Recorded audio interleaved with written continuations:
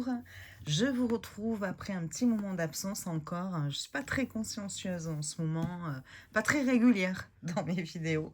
J'ai du mal, je ne sais pas pourquoi, à m'y mettre et tout. Alors j'ai envie de vous les présenter, de vous montrer certains jeux que je trouve vraiment très très beaux et très intéressants surtout. Mais bon, voilà, parfois manque de temps, parfois fatiguée et donc bon. Enfin bref, donc là aujourd'hui, je vous retrouve pour vous présenter 8 tarots et un petit Lenormand. Petit Lenormand avec lequel je vous montrerai deux jeux deux jeux avec lesquels je trouve qu'ils s'associent très bien.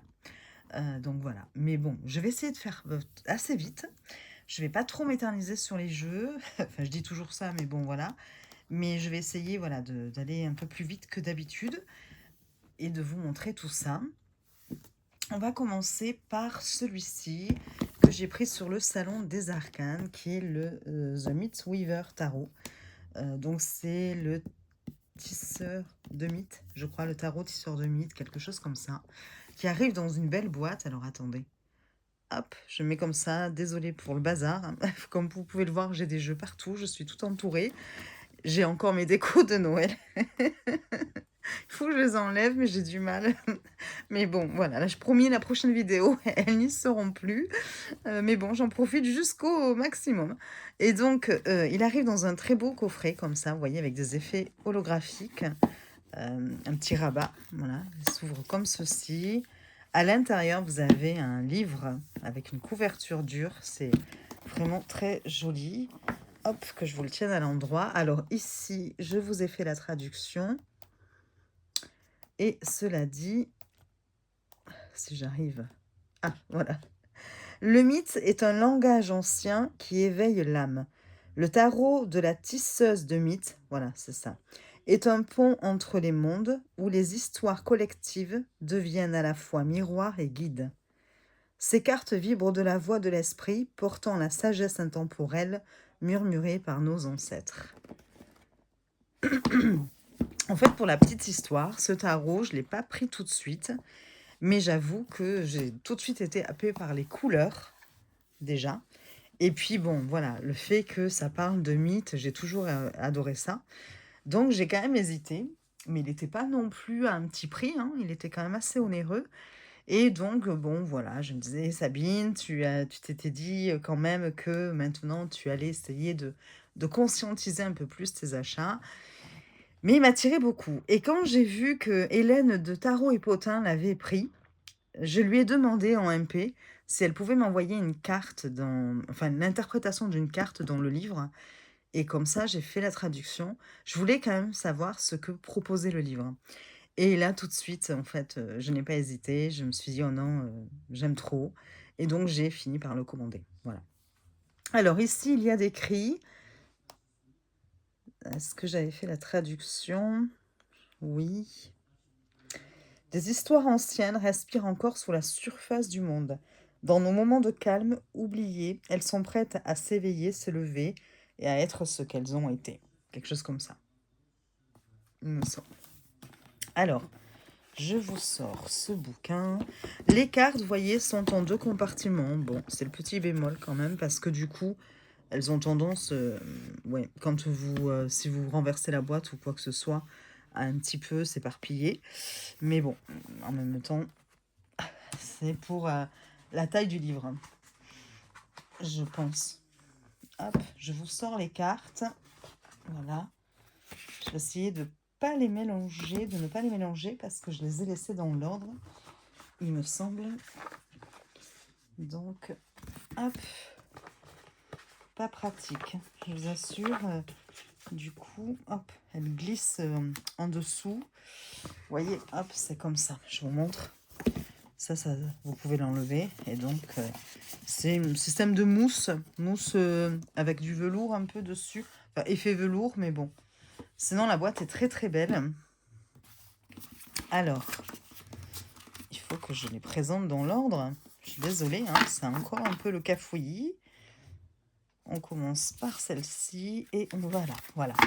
Très bien, c'est comme ça. Alors, je vous montre déjà le livre. Vous voyez le dos des cartes, hein, déjà. J'adore, j'aime beaucoup, beaucoup le dos des cartes, je le trouve très beau. Et donc, le livre est en couverture dure, comme je vous disais tout à l'heure, enfin, il y a quelques minutes. Et donc, vous avez ici le sommaire. Alors, tout est en anglais, hein, bien sûr.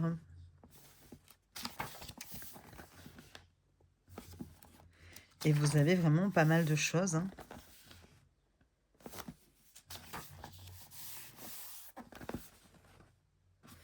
Au niveau de l'introduction, est-ce que je vous lis un petit passage ou pas? Parce que j'ai fait les traductions, hein, mais... alors, pas de toutes les cartes encore, hein. Je vais me les découvrir petit à petit. Le tarot du tisseur de mythes, un jeu entre les mondes. Alors, le tarot du tisseur de mythes déterre les histoires qui ont façonné nos cultures, souvent de vérités profondes qu'elles recèlent. Oui, c'est pas très français. La traduction est approximative, hein. Dans un monde qui semble fracturé, en constante évolution et déconnecté du sacré, ce jeu est un fil qui ramène à quelque chose de plus ancien, de plus sauvage et de plus sage. Chaque carte est une porte vers un royaume mythique, et pourtant elle parle directement aux réalités vécues de nos vies modernes. Le chagrin et la joie, l'amour et la perte, le conflit et la clarté, les fins et les commencements. Au fond, le tarot tisseur de mythes est une invitation à réinventer le tarot comme un dialogue vivant avec le mythe. Les figures choisies pour incarner chaque carte ne sont pas de simples symboles, ce sont des archétypes vivants tirés des traditions mondiales, porteurs d'échos de mémoire collective et de sagesse ancestrale. Ils viennent des montagnes des Andes, des temples de Mésopotamie, des forêts d'Afrique et des océans de Polynésie. De Polynésie. Je suis désolée hein, parce que j'essaie d'agrandir, mais je vois pas très bien. Alors, certains sont bien connus. D'autres ont été enfouis par le temps, l'effacement colonial ou le déplacement culturel. Ici, ils renaissent pour être vus, honorés et commémorés. Ce jeu cherche à être en relation avec le sacré, avec l'invisible, avec le corps, avec la terre et avec les histoires qui façonnent encore nos mondes intérieurs. Il honore le mythe non pas comme une relique du passé, mais comme une carte de l'âme qui continue d'offrir perspicacité, compassion et courage. Chaque carte reflète... Attendez, excusez-moi, je vais sur... Excusez-moi, comme il y avait du bruit. Alors, chaque carte reflète une facette spécifique du parcours humain vu à travers le prisme d'un être, d'une créature ou d'un récit mythologique. Plutôt que de simplement réinterpréter l'imagerie du Rider-Waite-Smith, ce jeu transforme le tarot en une conversation à travers les cultures et les époques. Les dieux, les créatures et les forces qui peuplent ce jeu nous rappellent que la transformation, la vérité et la guérison ne sont pas des idées nouvelles mais anciennes. À une époque où beaucoup recherchent un sens au-delà de la religion organisée, du capitalisme ou d'une spiritualité superficielle, le tarot tisseur de mythes offre un espace ancré et imaginatif pour se reconnecter à quelque chose de plus profond. Il vous invite à ralentir, à écouter, à vous souvenir de puiser dans l'ancien en vous. Ce jeu est aussi un acte de réappropriation. Il s'efforce de mettre en avant des mythes qui ont été occultés ou déformés et de valoriser des histoires issues de diverses cultures. Il n'est ni exhaustif, ni parfait, mais il est réalisé avec soin, respect et un engagement à honorer la lignée. L'objectif est de créer un espace où ces mythes puissent s'exprimer à travers les cartes et à travers vous. Les illustrations ont été réalisées numériquement. Ce processus impliquait de dessiner, de remplir et d'effacer pour sculpter des détails complexes, imitant le style traditionnel de la linogravure. Chaque carte est composée de couches de couleurs et de textures riches, complétées par des illustrations botaniques anciennes pour rehausser sa profondeur visuelle. Excusez-moi. Autant que possible, des représentations traditionnelles et culturellement authentiques des personnages sont représentées. De nombreux motifs se sont inspirés d'œuvres d'art et de sculptures historiques. Pour les personnages ayant moins d'exemples historiques, j'ai incorporé des interprétations plus contemporaines, m'efforçant d'honorer leur essence tout en leur donnant vie dans un format moderne. Voilà. Donc je trouve que l'introduction est très intéressante. Elle nous explique un petit peu son point de vue et le processus des illustrations, enfin de création. Le pourquoi du comment. Après, vous avez utilisé ce jeu. Donc là, vous allez avoir des conseils un peu pratiques du style purifier, recharger votre jeu, la pratique quotidienne des cartes, utiliser des tirages traditionnels ou personnalisés, etc. etc. hein, des conseils pratiques. Et puis, on attaque ensuite des tirages. Donc, vous avez ici le tirage du voyage mythique avec en 7 cartes. Et vous avez à chaque fois la position des cartes. Ensuite, vous avez le tirage des échos des ancêtres, quelque chose comme ça. Puis, donc qui est en 7 cartes aussi, vous avez à chaque fois le schéma du tirage. Et puis là, on vous explique toutes les positions. Et enfin, on attaque les arcanes majeurs. Donc vous avez un petit paragraphe qui vous explique un petit peu ce que représentent les arcanes majeurs. Alors attendez, j'essaie de voir s'il y a des choses. Oui, elle nous dit que dans ce jeu, alors je dis elle, mais c'est bien une créatrice, hein, et pas un. Oui, c'est Lalania Simone. Voilà. Donc, alors elle nous dit ici que dans ce jeu, le choix a été fait de renommer les titres traditionnels afin de mieux refléter la diversité des mythologies et des lignées spirituelles représentées. Donc de l'esprit indompté de l'infini, le fou, au retour cosmique du chemin sacré, le monde, ces nouveaux noms invitent le chercheur, donc en l'occurrence le lecteur, à un récit plus inclusif et résonnant qui honore la nature évolutive du soi, de l'esprit et de la transformation collective. Voilà. Et donc on attaque avec le fou ici, qui effectivement a été renommé l'infini. Et vous avez, vous avez quand même le nom traditionnel en dessous, hein, le fou. Et ici, l'illustration, on verra mieux sur les cartes, mais représente Pan. Voilà. Et on vous dit, c'est le commencement sauvage. Vous allez avoir des mots-clés. Innocence, instinct, potentiel, extase, confiance, liberté. Après, on vous parle de l'archétype. Donc ici, c'est le fou sacré. Le fou incarne un amour débridé pour la vie, représentant l'aube d'un voyage ou le premier pas vers l'inconnu. Guidé par une connaissance intérieure, il avance avec une confiance inébranlable. Il se manifeste comme le farceur sacré, le vagabond innocent ou l'étincelle d'un potentiel brut. Il reconnaît sa propre sacralité et suit son cœur sans hésitation. Et puis, ensuite, dans la deuxième partie, vous allez avoir... Attendez, j'agrandis ma traduction. Ici, la figure mythologique et qui est Pan, le dieu indompté de la nature et du jeu. Et on vous dit, dans la mythologie grecque, Pan est le dieu indompté de la nature et du jeu, un esprit sauvage et sans limite. Il parcourt les forêts profondes, les hautes montagnes, les collines ondulantes et les bosquets tranquilles, jouant de ses flûtes de roseaux et se délectant de son lien brut avec la terre. On dit que son rire résonne dans les vallées, suscitant à la fois la joie et une peur primordiale, à l'origine du mot panique. Ah, Pan, panique, d'accord. Ses origines varient selon les récits. Certains disent qu'il est le fils d'Hermès et de la nymphe Dryope, tandis que d'autres citent Zeus et une nymphe comme ses créateurs. Pan est représenté comme un homme avec des cornes, des jambes et une queue de bouc, une barbe épaisse et des oreilles pointues, une fusion frappante de l'homme et de la bête, de la civilisation et de la nature sauvage. Sous toutes ses formes, il incarne la vitalité irrépressible du monde naturel.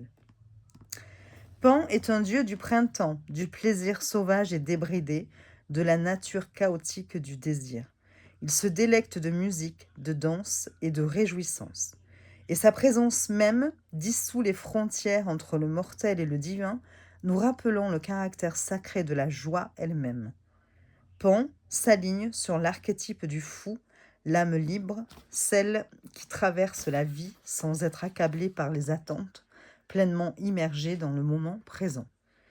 Pan ne fait pas que s'aventurer dans l'inconnu, son esprit indompté est l'inconnu.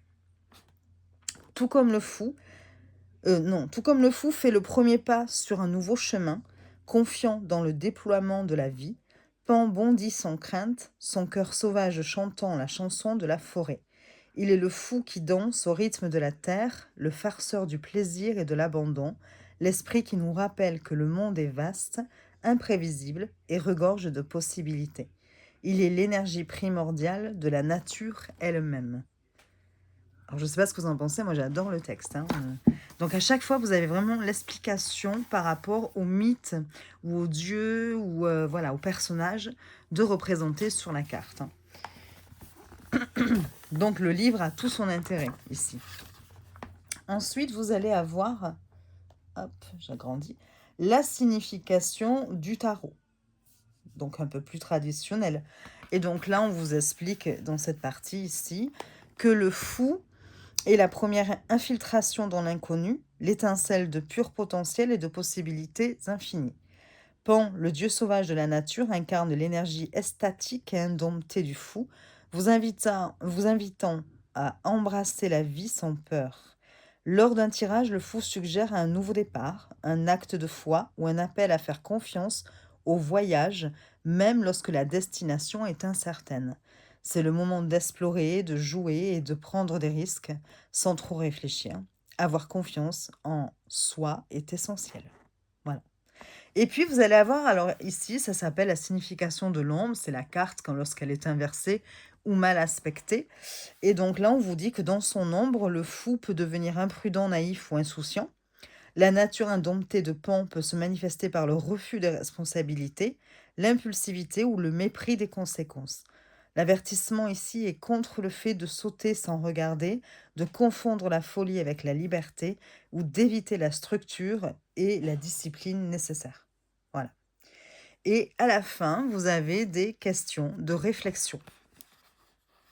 Vous avez, par exemple ici, dans quel domaine de votre vie êtes-vous appelé à faire un acte de foi? Êtes-vous prêt à faire confiance à votre intuition? Embrassez-vous la liberté ou l'utilisez-vous pour éviter les responsabilités? Quelle croyance ou peur vous empêche de commencer quelque chose de nouveau? Voilà. Voilà tout ce que vous avez pour une carte. Il me semble que pour les arcanes majeurs, pour les arcanes mineurs, c'est la même chose. Je vais vous dire ça. Mais vous voyez, alors à chaque fois, vous avez la représentation, bon, en noir et blanc de la carte, du personnage sur la carte. Et après, vous avez tout ça à chaque fois. On va regarder pour les arcanes mineurs. Alors, j'avais traduit aussi, je crois, mais bon, c'est vrai que ça fait très long, hein, j'ai pas envie de vous saouler non plus. J'avais traduit aussi le 10 d'épée, par exemple. Hop, voilà, qui est là. Vous voyez, hop. Et donc, on a aussi, donc là, c'est Wendigo, le dévoreur de soi. Alors, je sais pas si ça se prononce comme ça, hein, mais bon. Excusez-moi, en tout cas, c'est Wendigo. Ça s'écrit comme ça. Des mots-clés, trahison, effondrement, finalité, mort de l'ego, libération. Vous avez l'archétype. Ici, c'est le seuil de la ruine. On vous dit, cet archétype se tient au lendemain de la destruction, lorsque toutes les illusions ont été dissipées et qu'il ne reste que la vérité. Il ne se détourne pas de la douleur, mais l'affronte pleinement, honorant le poids de la finalité. Dans les cendres de la trahison ou de l'effondrement, le seuil de la ruine nous rappelle que même dans les moments les plus désolés ou désolants, les germes de la transformation sont enfouis. Il enseigne que l'abandon n'est pas la fin, mais le commencement silencieux de ce qui vient ensuite. Et puis, vous allez avoir effectivement encore, oui, donc vous avez la même chose que pour les arcanes majeures. Vous allez avoir après la figure mythologique Wendigo, et on vous explique tout. Et puis, bon, je ne vais pas vous lire tout ça, sinon vous allez me dire, oh, c'est pénible. Vous avez après la signification du tarot, la signification enfin, de l'ombre, donc lorsque la carte est mal aspectée ou à l'envers, et des questions de réflexion à la fin. Voilà. Donc vous voyez, un très beau livre, très complet, super intéressant. Et ouais, je ne regrette vraiment pas. Après, vous avez un petit mot, une petite conclusion de la part de l'auteur ou l'autrice, comme vous préférez. Voilà. Est-ce que ici j'avais traduit ou pas? Il ne me semble pas. Je ne vais pas dire de bêtises, mais non. C'est peut-être la même chose qu'il y a derrière le dos, enfin derrière la boîte, je ne sais plus. Alors, on va quand même regarder ces fameuses cartes. Mais franchement, ce jeu, c'est une petite pépite. Il est super intéressant, on découvre plein de choses. Moi, j'adore quand le jeu associe effectivement l'histoire et oui, un enseignement. Nous donne en plus un enseignement supplémentaire à la signification traditionnelle des cartes. Je trouve ça super intéressant. Donc, le dos est comme ceci. Les tranches sont noires. Voilà. La qualité des cartes est très très bonne. Vraiment, rien à redire. Et hop, je vous montre. Voilà. Moi, j'ai craqué. J'ai craqué. J'aime beaucoup ce système un peu là, cette forme de arche. Voilà. Et puis, à chaque fois, des fleurs, des plantes qui viennent ici orner chaque carte. Des plantes différentes. Pareil, des couleurs différentes. Là, ici, on est sur un fond violet. Couleur assez douce quand même, en même temps. Et puis, on a l'ombre. Enfin, comme une ombre, finalement. Parce que ça reste noir. Les représentations des figures mythologiques restent noires. Et c'est super intéressant. Enfin, ouais, j'aime beaucoup le... Je trouve que l'ensemble est vraiment très, très, très, très beau. Vous avez ensuite le sous-titre, enfin, ici, enfin, le titre qui a été donné par la créatrice à la carte. Et on a vu que c'était... Attendez, vous savez, moi, j'ai plus de... L'infini, voilà. Et on a en dessous le nom de la figure mythologique. J'avoue, j'ai envie de dire météorologique. Non. Et donc, de la mythologie, voilà, on va dire, qui est écrite, mais qui est écrit, le nom, voilà. Mais par contre, c'est écrit d'une telle façon que parfois c'est un peu compliqué à lire, sachant que il est difficile de les deviner si on ne les connaît pas. Certains vont être un peu plus connus que d'autres. Bon, je ne les connais pas tous, hein, et ce qui fait que, bon, la pan, ça allait, mais vous allez voir sur certaines cartes, c'est un petit peu compliqué par moment à les lire. Maintenant, heureusement, on a le livre et qui, lui, nous donne vraiment tous les détails possibles et imaginables. Donc voilà, j'aime beaucoup, beaucoup. Les couleurs, voilà, regardez. Le chaman, et là c'est Merlin, pour le magicien. Vous avez le numéro de la carte ici en haut, et puis vous voyez les couleurs, je sais pas, c'est... oh là là, qu'est-ce que c'est beau. J'espère que ça fait le focus. Et puis là, on a des champignons. Ouais, moi, j'ai vraiment craqué sur... à chaque fois, enfin, de suite, hein, je dis, waouh, j'adore. Maintenant, bon, voilà, j'attendais de... Enfin, je voulais savoir quand même ce que proposait le livre, parce que s'il n'y avait pas d'explication, il reste difficile à interpréter, dans le sens où ça ne suit pas du tout, là, pour le coup, le Rider-Waite-Smith. Hein. Et donc là, c'est la Sibylle, hein, pour donc l'oracle de Delphes, pour la grande prêtresse. La mère divine. Et donc là, on est... Vous voyez, là, c'est très, très dur de lire. Je ne sais pas si vous allez réussir. Je ne suis même pas sûre que ça fasse le focus. Mais bon, voilà. Bon, après, sachez que dans le livre, vous avez tout d'écrit. Hein. Voilà. Donc là, c'est l'empereur. Mais qui ne s'appelle pas... C'est le Père divin, hein, qui ne s'appelle pas l'empereur. Voilà. J'espère que vous n'avez pas trop de reflets. J'ai l'impression que j'ai encore ma lumière là au-dessus. Voilà. Ici, on a le hiérophante.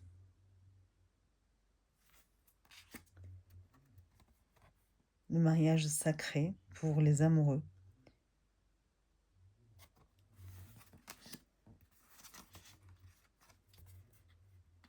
Je crois que là, c'est le chemin du guerrier, quelque chose comme ça. Pour le chariot. Ici, on a, je pense, la force ou la justice. Est-ce qu'elle a mis... Attendez, oui, c'est la 11. Ah oui, donc la force. Puisque la justice est en 11. Mais qu'est-ce que c'est joli. Vraiment, enfin moi j'adore. Hein. Regardez ces couleurs encore là. Bon, je passe assez rapidement. Je ne vais pas à chaque fois vous dire. De toute façon, ça n'a pas de réel intérêt. Quand on n'a pas le jeu ou le livre, bon voilà. Mais vous voyez un petit peu le style. Des cartes de très bonne qualité. Un livre super intéressant. Et il me tarde de vraiment l'utiliser et de l'étudier. Je pense que ça, je vais me faire un plaisir.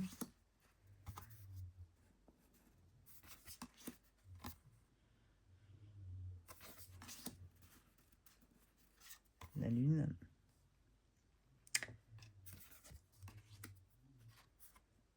Le soleil. Oh, qu'elle est belle celle-ci aussi. Le jugement. Et le monde. Alors, je vous donne pas les vrais noms, enfin les noms qu'elle a donnés, elle. Hein. On attaque avec l'as de bâton. Le 2 de bâton. Le 3. 4.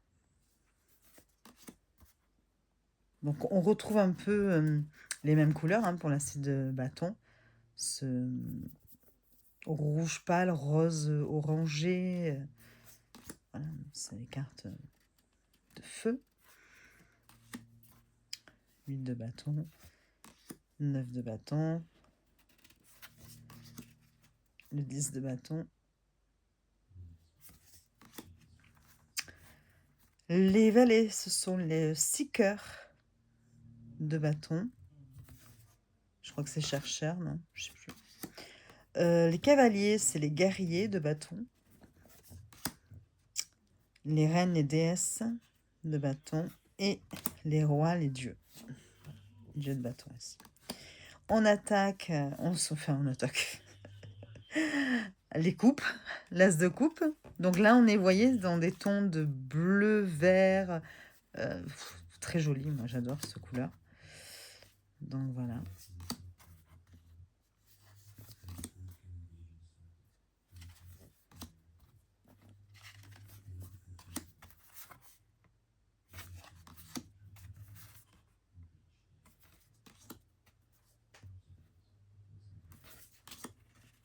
Les 8 de coupe.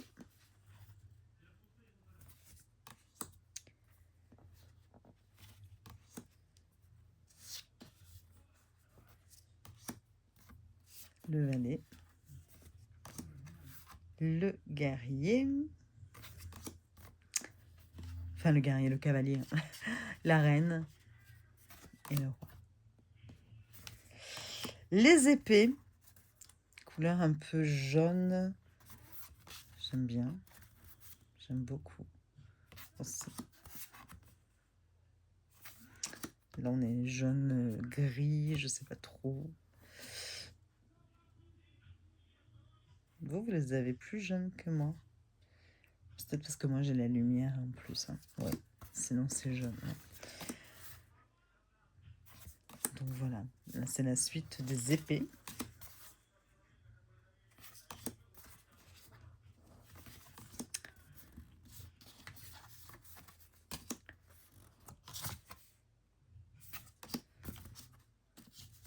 Je suis trop longue pour présenter les jeux. Je suis en train de me dire, là, je vais mettre ouais, une demi-heure pour juste un jeu. Bon, après, les autres n'ont pas forcément un bouquin qui accompagne les cartes. Donc, ça mettra un peu moins de temps. Enfin, sauf un. Oui, il y a aussi un bouquin, mais je n'ai pas fait la traduction. Je l'ai reçu hier ou avant-hier. Du coup, j'ai pas eu le temps. Oui, les deniers, hein, vous avez vu, hein, pareil, on est ouais, plus dans le bleu, mais pas le même que les coupes, si. Non, un peu plus clair. Ok. Donc là, ce sont les deniers. Je passe un peu plus vite, hein. Je suis là, moi, je prends mon temps.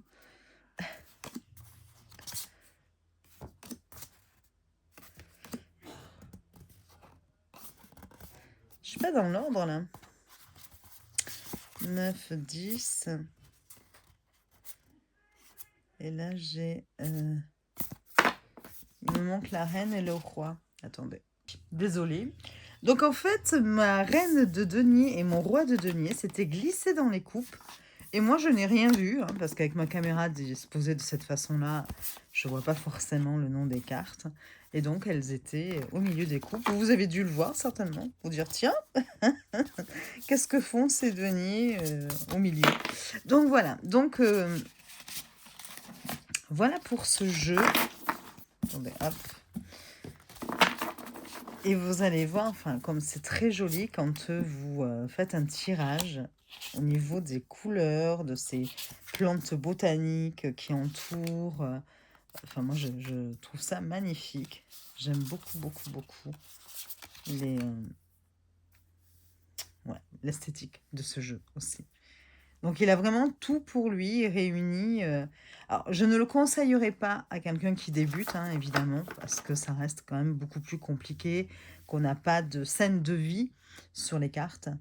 Mais voilà, si vous connaissez bien le tarot et que vous adorez la mythologie, les mythes, hein, surtout, eh bien, allez-y, les yeux fermés, parce que ce jeu est superbe. Il est magnifique. Voilà. Je ne regrette vraiment pas. Et je remercie Hélène de Tarot et Potin, de la chaîne Tarot et Potin, de m'avoir envoyé comme ça une carte. Et ça a fini de me convaincre. Parce que vraiment, j'hésitais. Voilà pour ce premier jeu. Je vais le laisser ici. Parce que si je commence à ranger, là, ça va être un peu... chaotique. Je vais vous présenter un deuxième jeu. Donc, ce jeu-là, le premier jeu, je l'ai pris, donc, je ne sais pas si je l'ai déjà dit ou pas, je vais radoter peut-être, sur le Salon des Arcanes, hein, le The Myth Weaver Tarot. Celui-ci aussi, c'est le The Mental Monsters Tarot de Push Kitty. Le créateur Amira Burgos, l'illustrateur Michel Castro. Maintenant, je ne sais pas si je les prononce correctement. Voilà. J'aime beaucoup le dessin. Le derrière de la boîte, je ne sais plus si j'ai fait la traduction. Bon, après, je vais pas... De toute façon, si je commence à tout vous lire, à mon avis, on n'a pas fini. Mais je ne crois pas. Que je ne crois pas. Bon. Après, c'est pas non plus... ce que j'ai dû faire, par contre... Oui, je sais. Je vous ouvre. Regardez. Hop, voilà. J'ai mis mes petites notes. Voilà. Donc, l'intérieur de la boîte est magnifique aussi. Enfin, moi, j'aime bien. Regardez comme c'est joli. Donc, c'est une plus petite boîte. Hein. Enfin, plus petite. Les cartes ont une taille normale. Hein. Voilà. Le dos. Elles sont bien à l'endroit. Oui. Le dos est comme ceci. J'aime beaucoup. Et les tranches, elles sont magnifiques. Je ne sais pas si vous avez vraiment la bonne couleur, vous. On dirait, vous, que ça fait gris alors que c'est violet pâle. Ouais, c'est fou, hein, ça. Je trouve que ça rend pas du tout honneur. Peut-être là un peu plus, vous voyez. On est dans du violet pâle, c'est magnifique. Alors, j'ose pas trop laisser la lumière parce que la dernière fois, j'ai vu après qu'il y a plein de choses qui... C'était trop clair et vous ne voyez... vous ne pouviez pas voir grand-chose. Alors ici, on est dans un jeu... je vais vous lire carrément la description. Je l'ai acheté sur le Salon des Arcanes, qui est donné sur le Salon des Arcanes, parce que je trouve que c'est très intéressant d'avoir un petit peu le...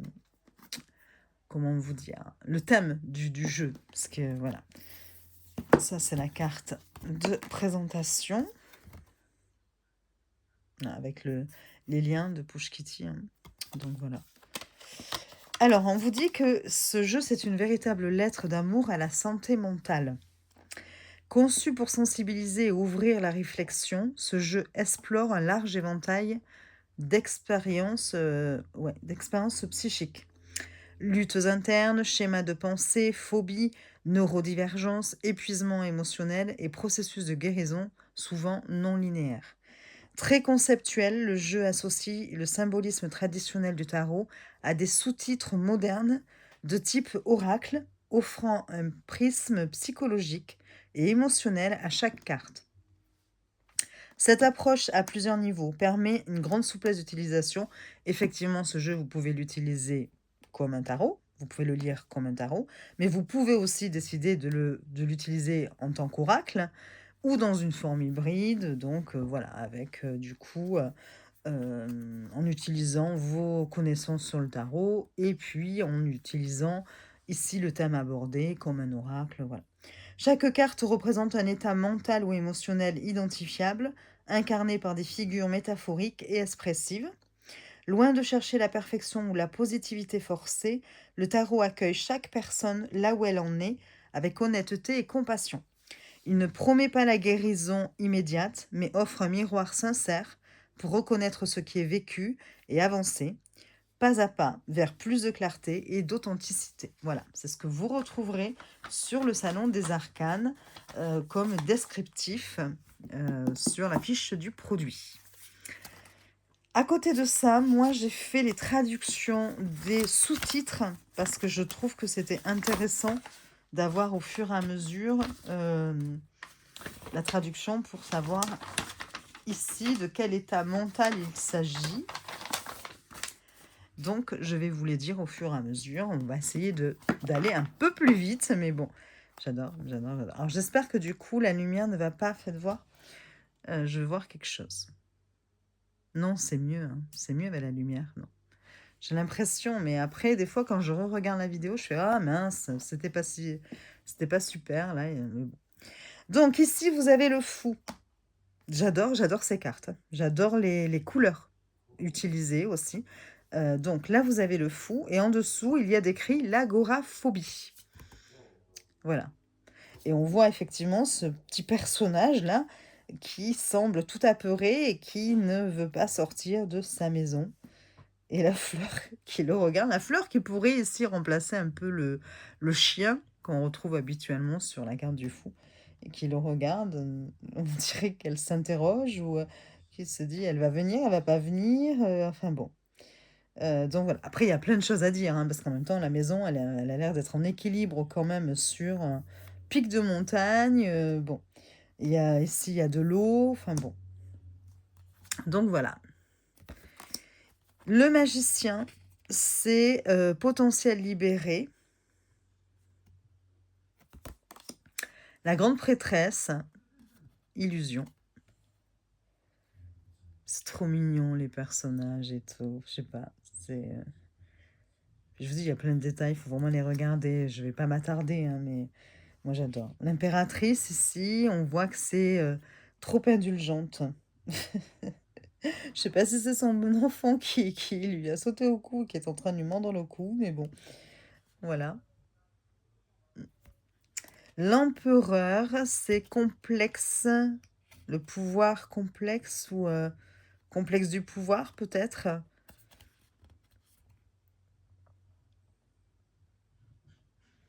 Hum, hum. On a l'impression ici qu'on a des soldats. Hein.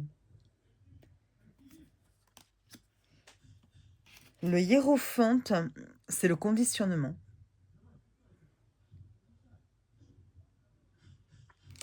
Et vous voyez ici, on a deux visages. Peut-être le visage en société, le visage dans le privé. Les amoureux, c'est la codépendance. Ici, pour se séparer, ils sont accrochés. Le chariot surmultiplié.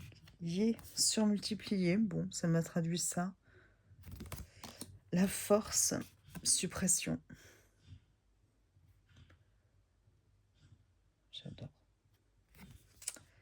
L'ermite, l'autonomie.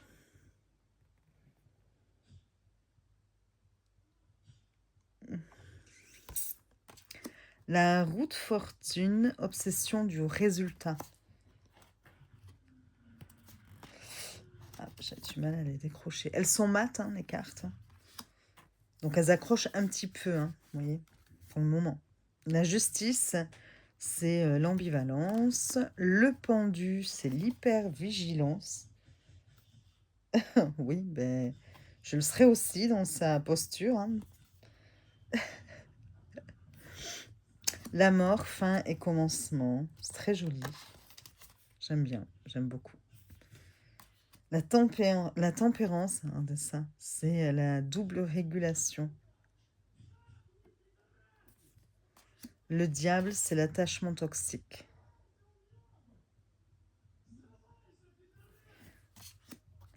La tour, c'est le bouleversement cognitif. Ça fait un peu peur, là, hein. L'étoile, c'est le cynisme. Vous voyez, ça vraiment, c'est, comment vous dire, une autre perspective de vue adoptée ici par la créatrice, hein, concernant, voilà, enfin, vu que c'est axé sur la santé mentale, voilà, vous allez avoir un petit peu souvent quand même le côté un peu plus négatif de la carte ou dans l'excès. Vous voyez, soit dans l'excès, soit le manque. Donc du coup, pareil pour un débutant, bon, il vaut mieux pas commencer par ce jeu parce que ça peut induire en erreur après pour les autres tarots, hein. La lune, je sais pas, je vous avais dit là pour là? Oui. La lune, nous avons la réalité déformée. Le soleil, positivité aveugle. Oui, bon, le soleil, en général, c'est plutôt une carte très positive, hein. Alors évidemment, c'est pour ça qu'on peut l'utiliser comme tarot avec les connaissances que l'on en a. Et comme oracle, si on veut, et s'écarter du tarot finalement et le lire comme un oracle, hein, aussi. Le jugement, c'est la décontamination. Et enfin le monde, le syndrome de l'imposteur. Alors, je dirais quand même que le petit bémol pour ce jeu, je le trouve voilà, très beau. Les cartes sont de très bonne qualité, hein. Je sais pas, je vous l'ai dit, hein, je pense, mais vraiment très bien. Voilà, les illustrations sont très très belles et tout. Mais quand même, franchement, ce type de jeu où il y a comme ça un thème abordé par l'auteur, le créateur, eh bien, ça mérite un livre, quoi. Ça mérite un livre. Parce que, alors bien sûr, hein, vous allez vous dire, bon, on peut faire marcher son intuition, mais quand même, enfin, le jeu serait doublement intéressant s'il y avait un livre avec un travail de fait sur justement les thèmes abordés, un travail de recherche, d'approfondissement. Et donc, du coup, ouais, je trouve ça dommage. Je trouve ça vraiment dommage parce que justement, l'idée est bonne. Mais bon, voilà. Pour moi, c'est ne pas aller au bout du projet. Il y a un petit goût d'inachevé, je trouve, du coup. Alors, on attaque les bâtons. Attendez, je tourne ma feuille. Avec une main, c'est compliqué. Voilà. Alors, vous avez l'anxiété d'initiation. Ouais, j'y vais pas. Je prends cette torche, je la prends pas. Le 2 de bâton, c'est la planification excessive. Vous voyez, on est dans l'excès du 2 de bâton. Voilà. Ou dans le presque limite, c'est la signification de la carte renversée du 2 de bâton. Le 3 de bâton, c'est... alors, je n'ai pas trop compris. Momentum cartographié. Ça m'a traduit ça comme ça. Donc, le 4 de bâton, c'est le nouveau dans l'appartenance. Quelque chose comme ça, là aussi, hein. Bon, il semble un petit peu se dire, mais qu'est-ce que je fais ici, hein? Le 5 de bâton, c'est la spirale de comparaison. Mm. Le 6, c'est le masque.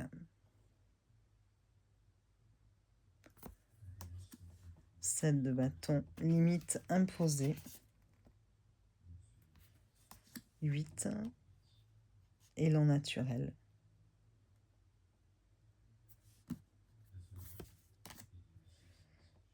Le 9, souche du survivant. Le 10 de bâton, c'est l'hyper-indépendance.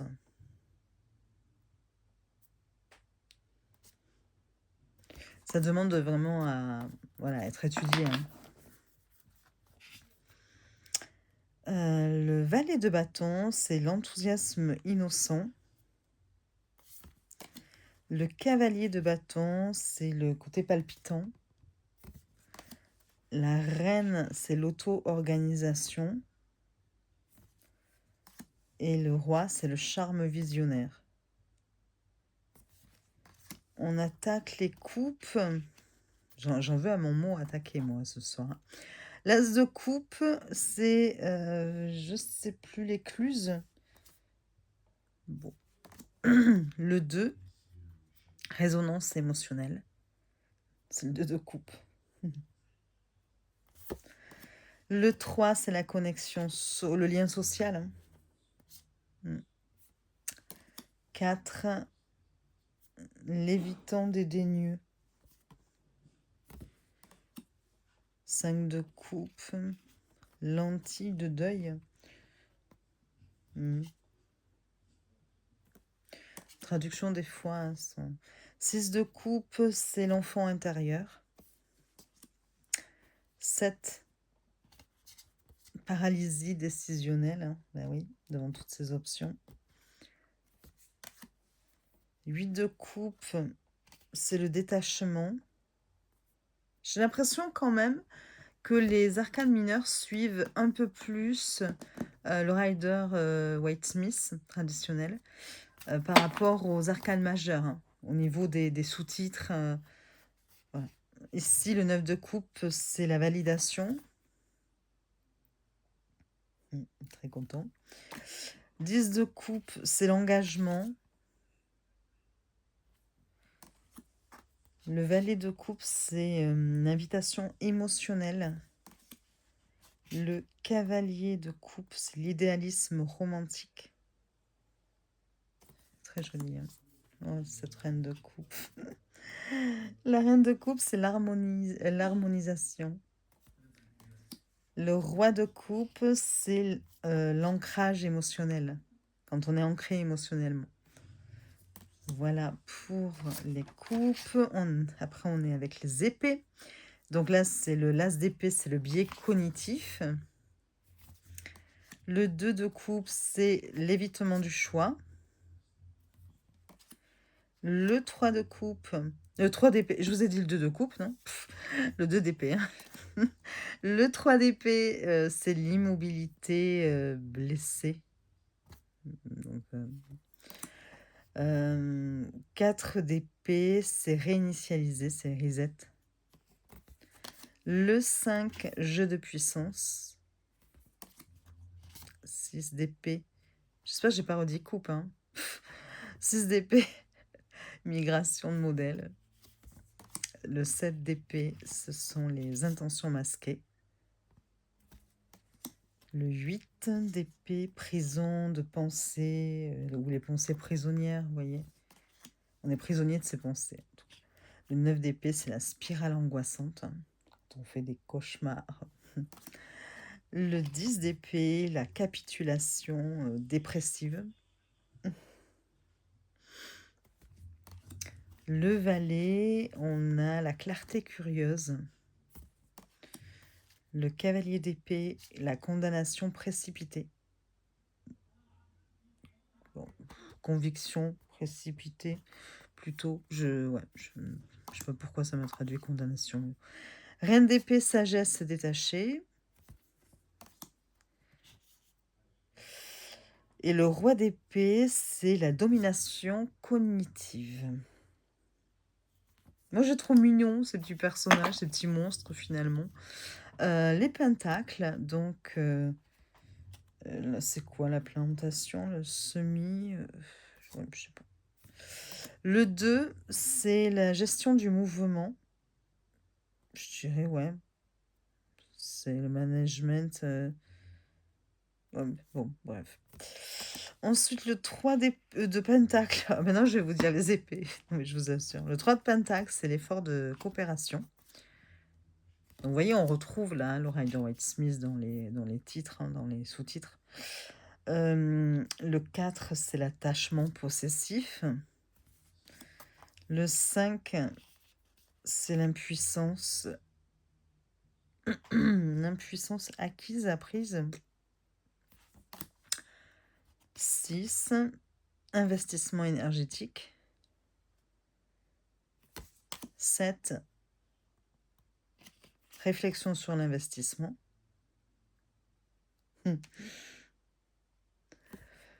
La 8, c'est l'hyperfocalisation, quoi. On fait le focus. Le 9 de Pentacle, c'est l'estime de soi. Le 10, c'est la prospérité collective. Le valet de Pentacle, constructeur de fondation.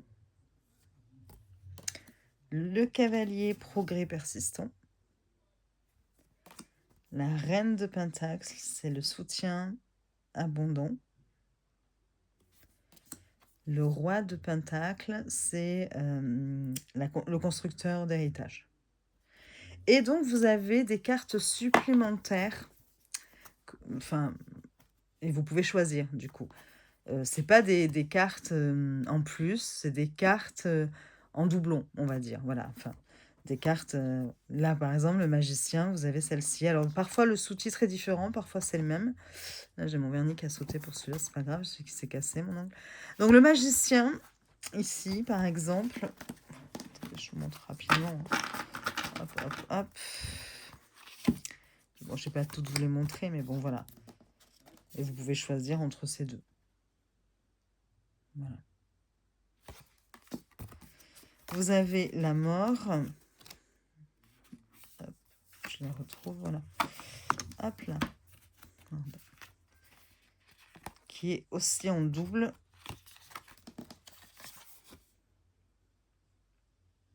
Et vous pouvez choisir. Il y a le diable.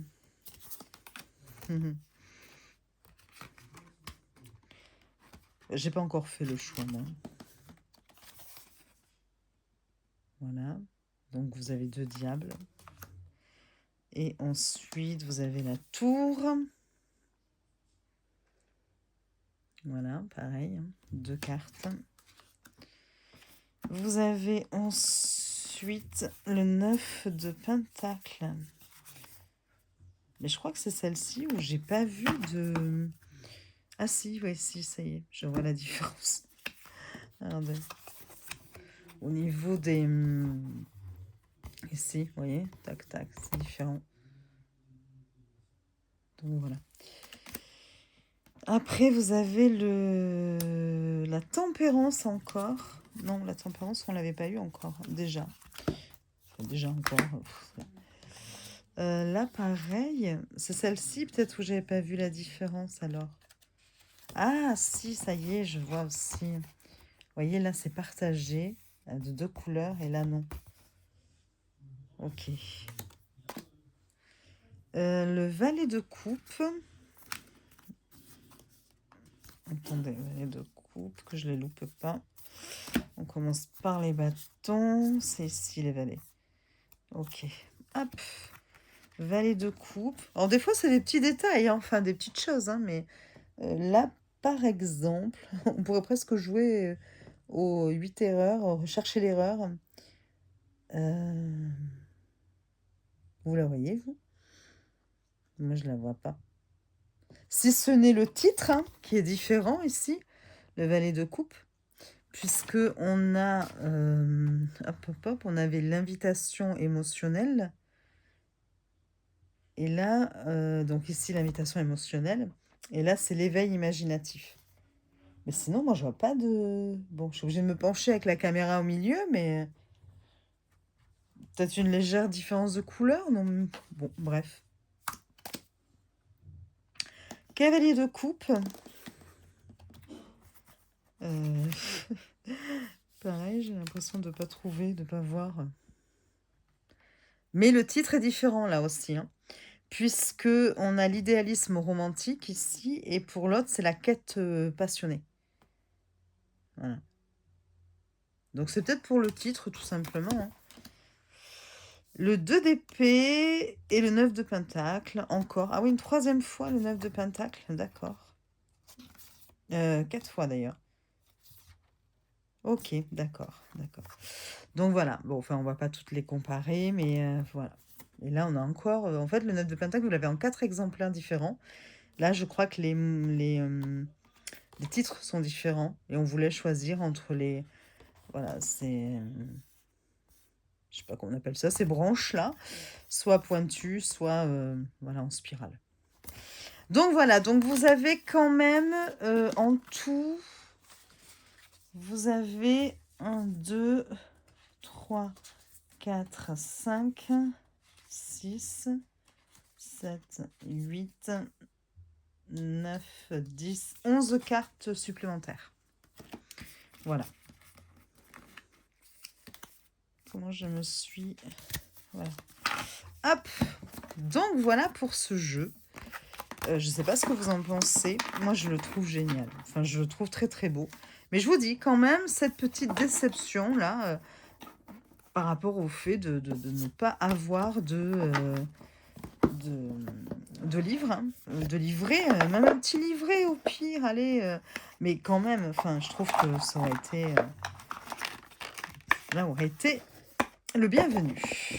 Voilà, le bienvenu.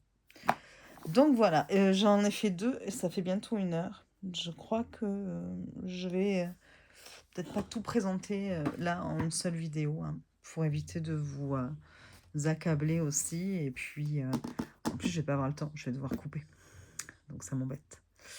Je vais vous montrer celui-ci qui lui est assez rapide parce qu'il n'y a pas grand chose en termes de livret non plus. C'est le Tarot of Colors, le tarot des couleurs, qui était donc pareil sur le salon des arcanes, hein. Je l'ai pris. Enfin, là aussi j'ai une petite histoire, mais bon. Le tarot des couleurs qui arrive dans une boîte comme ceci. C'est blanc. La petite histoire, en fait, si vous voulez, c'est que je l'ai loupé la première fois qu'il est arrivé sur le salon des arcanes, où j'avais fait passer d'autres achats en premier. Et je m'étais dit, oui, bon, ça ressemble un peu, oui, c'est ça, au jeu de... C'est qui, Sarah Kathleen ou quelque chose comme ça? Je sais plus. Vous savez, celle qui a fait les créatures tarot, bon, voilà, des choses comme ça, et que j'ai, hein, j'adore ces jeux. Et du coup, je me suis dit, bon, ça y ressemble un peu, ça va faire doublon dans ma cartothèque, faut être sérieuse, donc je ne le prends pas. Et puis en fait, j'ai vu quelques vidéos passer et j'ai de suite regretté. J'ai fait, ah, pitié. Non, il m'appelle. Voilà, quand je le vois en vidéo, je le trouve vraiment magnifique, super intéressant. Je dis, bon, et Nicolas n'en avait plus. Ne sachant pas s'il allait se réapprovisionner ou pas, combien de temps ça allait mettre. Bon, je l'ai trouvé sur Etsy. Donc, je l'ai commandé sur Etsy. C'était le 14 décembre ou quelque chose comme ça, hein, pour vous dire, hein. Voilà, je vous dis la date parce que vous allez voir pourquoi. Et enfin, c'était au mois de décembre. Et en fait, le jeu, un mois après, toujours pas arrivé. Donc, et j'entends Nicolas dire que il va. C'était même peut-être avant le 14 décembre, mais la dernière mise à jour, si c'est ça, 14 décembre, était au 16 décembre. Ça me disait qu'il allait quitter le territoire, donc je crois que c'était de Thaïlande, je sais plus. Mais bon, voilà. Et c'est tout, mais après, il n'y avait plus d'évolution depuis. Voilà. Et donc, du coup, j'ai Nicolas qui dit qu'il va en mettre en ligne, que ça y est, il les a reçus. Je fais, ah là là, bon, qu'est-ce que je fais? Parce que je n'étais plus sûre de recevoir mon tarot des couleurs et que je l'aime trop de celui que j'avais commandé donc sur Etsy. Donc, j'ai dit, bon, qu'est-ce que je fais? Est-ce que je prends le risque de ne pas le prendre sur le salon des arcanes et de ne jamais l'avoir? Ou est-ce que je le commande et puis tant pis, je vendrai mon second, voilà, on verra. Et bon, finalement, j'ai préféré le commander. Et finalement, l'autre est arrivé. Après, quand même, hein. Il est arrivé il y a quelques jours. Donc du coup, je ne l'ai pas, enlevé du blister, hein, le second. Et j'ai dit: «On verra. On verra ce que je décide. Est-ce que je le mets en vente sur Vinted? Est-ce que» je pense pas que ce soit un jeu non plus qu'on a envie d'avoir en double, vous voyez? Il y a certains jeux, voilà, ils sont tellement, là, je l'aime beaucoup, hein, attention, mais bon, je vois pas trop l'intérêt de l'avoir en double, en fait. Vous avez un petit guide comme ceci, avec, vous voyez, des mots-clés. Là, ce sont les arcanes mineurs, majeurs. Je fais un petit combo, moi. Et donc, vous avez à chaque fois les couleurs. On vous dit le fou, voilà, blanc pâle, ciel bleu. Et puis, on va vous donner les mots-clés. Juste, c'est pour... ouais, enfin, il n'y a pas grand-chose, quoi. C'est juste comme ça. Et puis, bon, on vous appelle ça un guide. Moi, j'appelle pas trop ça un guide. Et donc, vous avez ça pour tous les arcanes mineurs. Et vous avez la... je vous ai dit mineur alors que je vous parlais des majeurs tout à l'heure. À l'instant, je vous ai dit le fou. Donc, les arcanes majeures. Et après, vous avez tous les... voilà, là, ce sont les épées. Voilà, des mots-clés pour chaque carte. Et c'est tout, hein. C'est tout ce que vous avez dans ce petit dépliant. Voilà, comme ceci. Voilà, qui est dans le... Bon, après, franchement, il n'y a pas un réel intérêt à avoir un livret, là, pour le coup, puisque les illustrations, vous allez voir, sont simples et qu'un livre sur le tarot classique suffira amplement. Donc, le dos est comme ceci. J'adore le dos. Et vous avez ici, je ne sais pas si vous le voyez, en plus, c'est en relief un petit peu, vous voyez, vous le sentez, un genre d'œil, je crois. Enfin, voilà. C'est une qualité linen, hein, vous le voyez, hein, dans le blanc, justement, on voit un peu. Peut-être trop coloré, là, pour le coup, faites voir. Vous voyez comme c'est beau. Moi, j'adore. Les deux versions sont belles. Les tranches, regardez ça, hein, de multicolores, hein, et pailleté. Je vous fais du coup les deux, hein. Je vais vous faire boîte de nuit, hein, toute la... Et voilà comment il se présente. Très minimaliste et pourtant puissant. Vraiment puissant ce jeu. Donc là, je vous l'ai remis dans l'ordre, mais j'adore. Il répond du tac au tac, il est très percutant. Enfin, moi, j'adore l'énergie qu'il dégage. Donc voilà. Et les couleurs en plus, hein, regardez, c'est très joli, hein. Vraiment très joli. J'aime beaucoup. Donc, vous avez ici le fou. Et vous voyez, vous avez à chaque fois comme ça une couleur dominante, enfin presque un dégradé de la même couleur. Et puis vous allez avoir le dessin au milieu, enfin voilà, un personnage, le magicien, la grande prêtresse, l'impératrice, l'empereur, le hiérophante, regardez ça. Puis la couleur est super bien choisie, hein. Regardez, le chariot, la force, l'ermite, j'adore, roue de fortune, Justine, justice, Justine, le pendu. Je crois qu'il est temps que j'arrête. La fille, au bout d'une heure, elle ne dit plus que des bêtises. La tour, j'adore. J'adore la tour. L'étoile.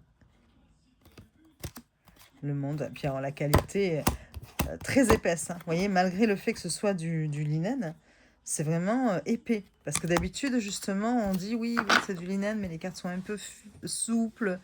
Non, non, là, pas du tout. Bon, le linen, de toute façon, c'est une très bonne qualité. Mais là, elles sont épaisses, hein, les cartes. Regardez comme elle est belle, le monde. Ces couleurs. Donc là, vous avez l'as d'épée. Le 2. Super bien choisi, hein. Franchement, mais... 4 d'épée. 5 d'épée. Le 6. 7. 8. 9 d'épée. 10. Cavalier. Reine. et le roi. Bâtons, alors les bâtons, vous avez l'as.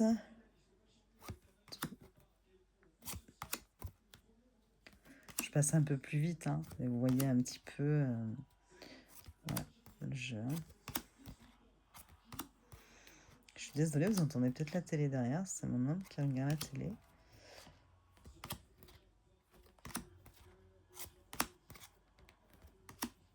Pentacle, le 2, 3, le 5. C'est... Alors, je sais pas si vous avez le bon rendu, si je fais ça. Est-ce que c'est mieux? Est-ce que c'est moins bien? Non, pour moi, c'est moins bien. Pour moi, c'est moins bien. Après, c'est trop, je me trompe, hein, j'ai pas de recul.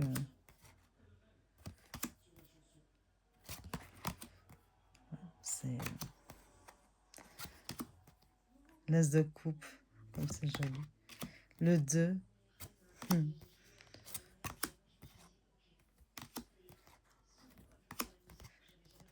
Ouais, ce jeu a vraiment quelque chose. Et finalement, il ne fait pas doublon avec le tarot des créatures. Je sais plus les autres. Je ne connais plus. Je les ai, mais il ne fait pas doublon parce que il est différent et même l'énergie qu'il dégage. Hein. Donc je suis super contente de l'avoir. Le roi de coupe. Donc voilà, un très très beau jeu là encore. Alors, je sais pas si Nicolas en a encore, je crois pas, hein, je crois qu'ils sont vite partis du coup. C'est pour ça que je voulais pas prendre le risque après si jamais je ne recevais pas l'autre. Voilà. Donc le tarot des couleurs. Je sais pas ce que je fais parce que quand même les autres tarots que je veux vous présenter demandent du temps. Enfin, on peut pas les faire à la va-vite. Et donc, je préfère quand même peut-être le faire dans une autre vidéo. Bon, je suis désolée, du coup, je crois que j'en ai présenté que 3. Bon, on est déjà à 1h07 et bon, voilà, je commence à fatiguer en plus. Mais ça me... On va voir. Peut-être que je les ferai, je la ferai un petit peu plus tard et que je mettrai les deux à suivre. Vous voyez, comme ça, au moins, il y aura les présentations de tous les jeux. Peut-être que je ferai ça. Voilà. Je vous laisse. Je vous fais des bisous et je vous dis à très vite. Et promis, je fais l'autre vidéo dans un petit moment. Enfin, dès que je peux là. Et comme ça, je pourrai mettre les 2 vidéos en ligne en suivant. Voilà. À bientôt.